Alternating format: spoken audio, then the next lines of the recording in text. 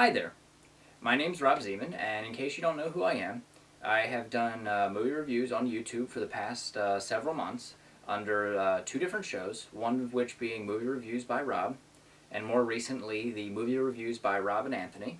Um, I wanted to start this audition tape for the Roughcuts by giving a quick movie review. I've already done most of the movies that are in theaters recently, so I figured I would do a DVD review, movie review nonetheless, of one of my favorite films, one I've grown up to respect in many different categories, and I'm hoping through the review you'll see what I look for in movies and how I actually dissect them, and then afterwards I'll give you a little bit of my background, where I come from film-wise, and what I enjoy.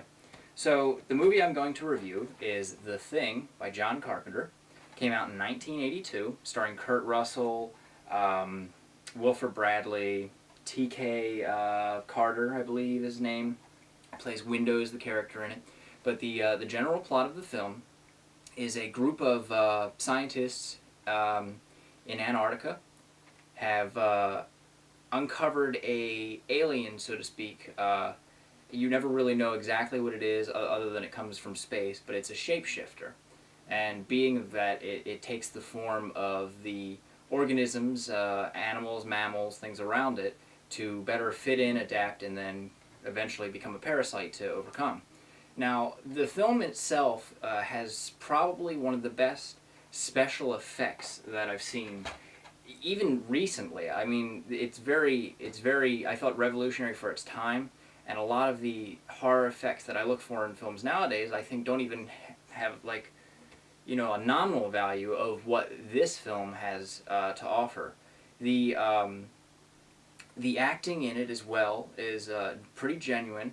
Now, John Carpenter, as you know, directed Halloween, but he also directed Escape from New York, Escape from L.A., and Big Trouble in Little China. The reason I'm bringing these movies up is because they also starred Kurt Russell.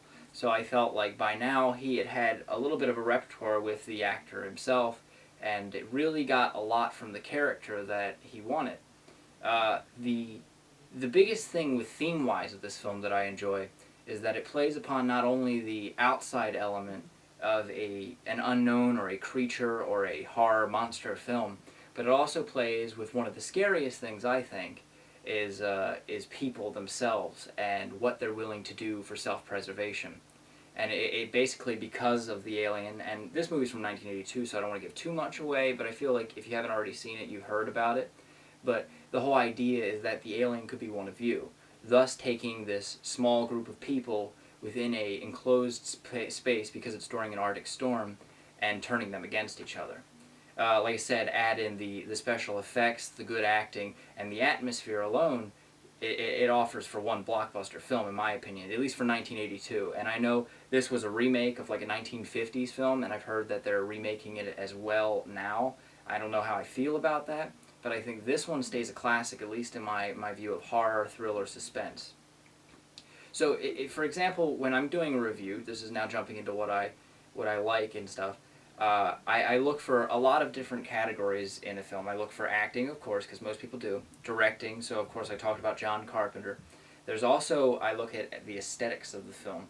The lighting, the scenery, the editing, the cinematography, all of which very excellent in this film. They're seamless. There's nothing like that feels like it drags. That's another, within films I always look at like how a movie is with pacing, because pacing, even if you have the best story in the world, it can really make a movie drag and you just don't want to sit through it.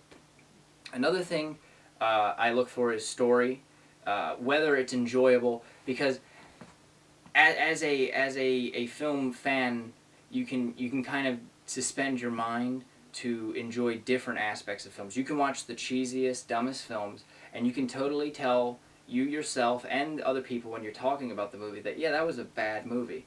But there's still aspects of that film that I really enjoy, or there's still features of that film, whether it be this actor and his performance, even though the rest of the film, in your opinion, was horrible, or whether there's an important story plot that you liked, but just you didn't feel they got it across the right way. I feel like even in the worst of films, there's always at least one element that you can really pull from and learn, at least not to teach you what to do in the future or to teach you what not to do in the future. So that's basically how I would review a movie. I'd probably go in a little bit more depth. If I was looking at a new movie, I'd tell you who else was in it, what other films they've been in, and stuff like that. To give a brief background of who I am and where I'm coming from, I'm 24 years old. I have a degree in EMF, Electronic Media and Film Studies, with a focus in film production. I have a business minor, and as well as working a year and a half in the field. I've worked on films such as Rob Hall's Laid to Rest, the Sundance film Toe to Toe, some very independent films, Smaltimore, around Baltimore, and Incubator.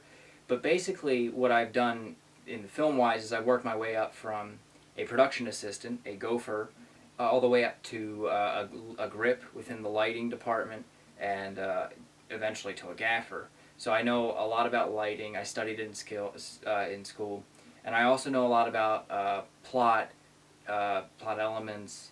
You know, what makes a good story. Not saying that you guys won't disagree with my opinion from time to time. You might disagree with it a lot, but at least I think that I can articulate my opinions at least, you know, clearly enough. I'm not an brilliant mind, but I can at least have a good discussion. And I love criticism, whether it be positive, negative, and I love having debates. Debates are great. They're fun. They're a big time killer a lot of times because you get in. What's the reason people, when they're in theaters, when they're walking out, they start talking, I liked the movie, I didn't like the movie. Even when you're in the beginning of a movie, when you're watching the trailer, you sit through the entire trailer, and then usually at the end of the trailer you're like, oh, that looks good, or nah, it doesn't look good. I usually try to add a little bit of humor to my reviews. I'm not trying to make it slapstick comedy, not playing characters or anything like that, but I just want to be honest with you guys, and if you ever have questions about film and stuff too, I'm always willing to answer them. So even if you guys choose not to use me for the rough cuts, check out my show, Movie Reviews by Rob and Anthony, or my past reviews by Rob, and other shorts and stuff, because I'm a filmmaker as well, and I do shorts and fan films and stuff like that. So definitely check out my stuff, and if you're interested, subscribe, rzeman1, and I hope you like my video.